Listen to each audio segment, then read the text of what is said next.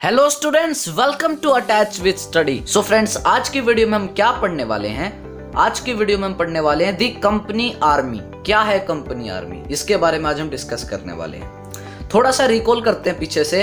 पिछले वीडियो में हमने क्या पढ़ा था कि जो ब्रिटिश ईस्ट इंडिया कंपनी है, या यूं कहूं कि जो ब्रिटिशर्स हैं, वो किस तरह चेंजेस लाते हैं, कैसे चेंजेस लाते हैं। जैसे हमने देखा था पिछले वीडियो में कि उन्होंने लॉ के फॉर्म में बहुत चेंज लाए थे, जस्टिस के अंदर भी बहुत चेंजेस लाए थे, दीवानी अदालत, फौजदारी अदालत, क्रिमिनल कोर्ट्स, इन सबको किया था उन्होंने डोमिनेट। और जो डिस्ट्रिक्ट को, उसको बहुत ही ज़्यादा इंपॉर्टेंट यूनिट बना दिया था उनके एडमिनिस्ट्रेशन का, और कलेक्टर को एक बहुत पावरफुल पर्सन बना दिया था। ये अभी तक हम पढ़ के आ चुके हैं पिछले वीडियो से, ठीक है। तो आज के वीडियो में हम पढ़ने वाले हैं कंपनी आर्मी कि जो ब्रिटिशर्स हैं वो कंपनी के जो कंपनी की आर्मी है, या बेसिकली कहूँ जो आर्मी है, उनके अंदर किस तरह के चेंजेस लाते हैं, वो आज हम पढ़ने वाले हैं, ठीक है।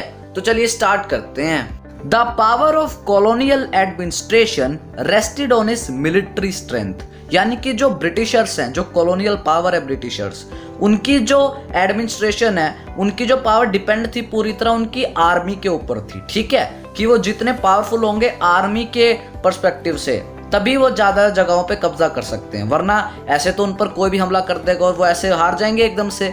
तो उनको बहुत ज़्यादा इंपॉर्टेंट था उनके लिए अपनी आर्मी को स्ट्रॉन्ग बनाना और उसमें ज़्यादा काम करना, ठीक है। तो जो सीधा मतलब ये निकलता है कि जो कॉलोनियल पावर्स थी पूरे दुनिया में, ब्रिटिशर्स के साथ साथ फ्रेंच भी थी, और जो यूरोपियन कंट्रीज की कॉलोनियल पावर्स थी, उनकी जो सारी जो स्ट्रेंथ थी वो उनकी मिलिट्री के ऊपर डिपेंड करती थी, ठीक है, उनकी आर्मी के ऊपर डिपेंड करती थी, ठीक है। तो इतना तो आपको समझ आ गया। अब देखो, during the Mughal period cavalry dominated the army and infantry doesn't play a major role. सबसे पहली बात, दो नए शब्द आए हैं आपके लिए, कैवलरी और इन्फेंट्री। अभी समझाता हूं आपको इनके बारे में। देखिए, जो कैवलरी होता है वो होता है जो घुड़सवार होता है ना, जो सवार होता है, वो घोड़े पे आता है जो, उसको कहते हैं कैवलरी। आज के वक्त में कौन आता है घोड़े पे? दूल्हा, ठीक है। लेकिन उस वक्त आते थे सोल्जर्स, ठीक है। तो जो सोल्जर्स घोड़े पे बैठते थे और तलवार चलाते थे, घोड़े पे जा रहे हैं और तलवार मार रहे हैं, तो वो थे कैवलरी सोल्जर्स, ठीक है। और इन्फेंट्री थे जो पैदल पैदल चलते थे ना सेना में, कि पैदल चल रहे हैं और तीर छोड़ रहे हैं, उनको कहते थे इन्फेंट्री सोल्जर्स, ठीक है। तो आपको कंफ्यूजन नहीं रखना है। कैवलरी मतलब जो हॉर्स बैक पे ट्रेंड होते थे, पूरी तरह हॉर्स पे बैठकर चलते थे, और इन्फेंट्री मतलब पैदल सोल्जर्स, ठीक है। इतना आपको समझ आ गया। अब देखो, जो मुगल पीरियड था ना, during the Mughal period cavalry dominated the army. जो कैवलरी सोल्जर्स थे वो आर्मी को डोमिनेट करते थे। सवाल क्यों? आपके मन में भी आया होगा क्यों, अभी आपको बताता हूं। देखिए, जो कैवलरी थी ना उस वक्त, देखो कैवलरी के लिए तो बहुत सारे खर्चे होते हैं। पहली बात, जैसे घोड़ा है, अब तो घोड़े पे जाना है तो घोड़े की भी तो केयर करनी पड़ती है ना, वो अच्छी तरह खाना खाए, उसको सारे न्यूट्रिशन मिले हैं, और उसकी केयर करनी है, ठीक है।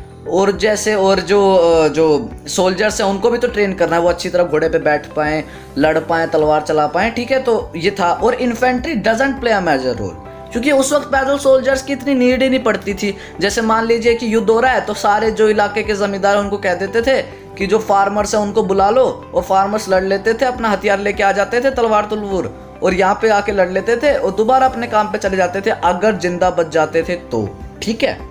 तो ये तो बहुत ज़्यादा क्रिस्टल क्लियर हो जाना चाहिए आपको कि इन्फेंट्री क्यों नहीं करती थी एक मेजर रोल मुगल टाइम की जो आर्मी थी, ठीक है।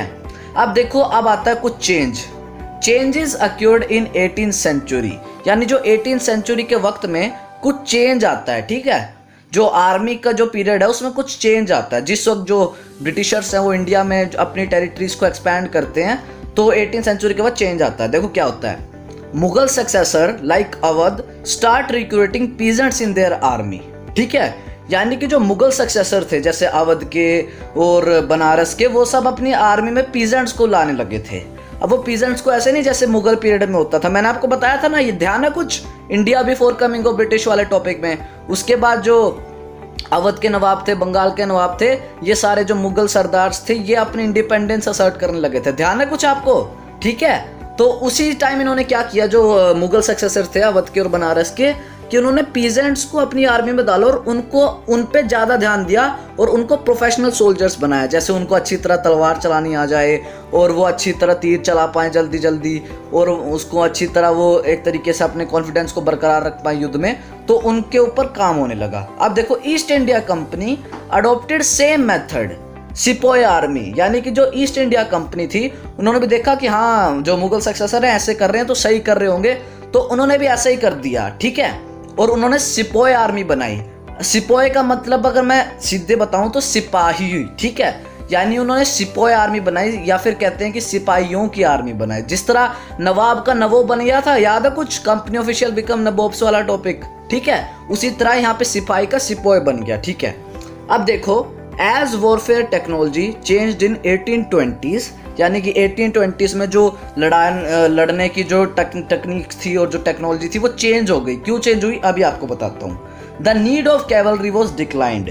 क्यों, आखिर क्यों हुआ कैवलरी का नीड डिक्लाइंड, वो मैं आपको अभी बताता हूँ। अब देखिए, now the British empire was fighting in Burma, Afghanistan and Egypt and soldiers were armed with matchlocks and muskets. यानी कि जो 18th सेंचुरी में चेंज आया वो क्या चेंज आया कि अब बंदूकें आने लगी थी, ठीक है, अब बंदूकें आने लगी थी। अब खुद सोच के देखो, थोड़ा सा दिमाग लगाओ, कैवलरी की नीड क्यों पड़ेगी। मान लीजिए कि आप हो कैवलरी सोल्जर, आपके पास बहुत बड़ा घोड़ा है, बहुत पावरफुल, आप बहुत बॉडी बिल्डर हो, आपके पास बहुत लंबी तलवार है और मेरे पास बंदूक है और मैं कमजोर सा भी हूं, तब भी मेरा पूरा चांस है आपको हराने का, ठीक है। पता क्यों, कि मान लो आप दूर से आ रहे हो और मेरे पास तो बंदूक है, तो मैं आपको लॉन्ग रेंज से गोली चला के आपको खत्म कर सकता हूं, ठीक है, तो आप उसी टाइम हार जाओगे, ठीक है। और मान लो घोड़े पे हो, अब ऐसा तो है नहीं कि घोड़े पे और दोनों हाथ छोड़ रखे हैं और अपना बारूद डाल रहे हो गोली और वहीं से चला रहे हो, स्टंट करोगे, ऐसे थोड़ी हो सकता है, तो गलत है, ऐसे कैसे करोगे आप, ठीक है। और इस वक्त पैदल सोल्जर्स यानी इन्फेंट्री की नीड बढ़ने लगी, ठीक है। ब्रिटिशर्स ने इन्फेंट्री सोल्जर्स को डोमिनेट करना शुरू करा, ठीक है। जैसे आप खुद ही समझ लो ना, मान लो आपके पास बहुत लंबी तलवार है और मैं थोड़ा सा दूर हूँ, आप थोड़ा दूर हो, आप ऐसे थोड़ी कर सकते हो कि 1 किलोमीटर दूर से तलवार फेंक के मार दोगे और मुझे लग जाएगी, पॉसिबल ही नहीं है। लेकिन मैं आपको डिस्टेंस से शूट कर सकता हूँ, ठीक है, तो मेरे पास ये एडवांटेज है। और अगर घोड़े के पैर पे गोली लग गई, घोड़ा भी बैठ जाएगा, आप भी बैठ जाओगे, ठीक है, और हार जाओगे ना, और ऐसे ही, ठीक है। तो अब बंदूकें आने लगी थी, इसलिए इन्फेंट्री सोल्जर्स को ट्रेन करना शुरू किया, ठीक है, कि वो अच्छी तरह बंदूक चला पाएं। और कौन कौन सी बंदूक आई थी वो देखो, मैचलॉक्स एंड मस्केट्स। ये मैचलॉक्स देख रहे हो ना आप, ये बड़ी वाली बंदूक, इसके अंदर जैसे क्या होता था कि आपको बारूद डाल रहे हो, उसके बाद जैसे छर्रा लगा के फिर शूट करते हैं। और ये दूसरा मस्केट है जिसमें ये काटी छील के और फिर बारूद डाल के, गोली डाल के, फिर छर्रा लगा के चलाते हैं गोली। ये कुछ पुराने टाइम की गन्स हैं, आजकल तो AK-47 चल रही हैं, तो उसी तरह, ठीक है। तो अब now the British empire was fighting in Burma, ठीक है। अब ये बर्मा बहुत लोगों को नहीं पता, बर्मा मतलब म्यांमार, ठीक है, सिंपल है ना, म्यांमार, अफगानिस्तान एंड इजिप्ट। अब सोचोगे इजिप्ट कहाँ से आ गया, इजिप्ट में भी कॉलोनी बना रखी थी भाई साहब ने, ठीक है। और वहां पे सोल्जर्स को मैचलॉक्स और मस्केट्स के साथ आर्म किया, वहां पे सोल्जर्स मैचलॉक्स और मस्केट के साथ लड़ रहे थे, ठीक है।